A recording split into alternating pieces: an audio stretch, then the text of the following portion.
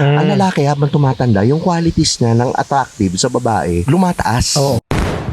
Tignan mo, ba't ang daming kumakabit? Nakikita nila yung lalaki may capability mag-provide, responsible. Correct. Ngayon kasi Tio Bray, may nagba-viral ngayon ha. Anong take mo ba dito? Kasi may post si Barbie Imperial. Nito lang na nakadress, maayos.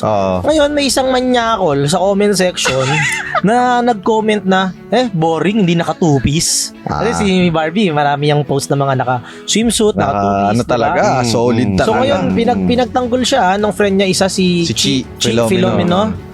Pinagtanggol siya na manyakis ka, malis ka dito, gano'n siya. Anong take mo sa mga ganun?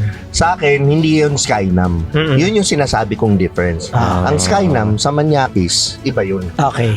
Ang Skynam, hindi nagko-comment ng ganun. Ang Skynam may respeto. Yung mga tipong, nakikita mo,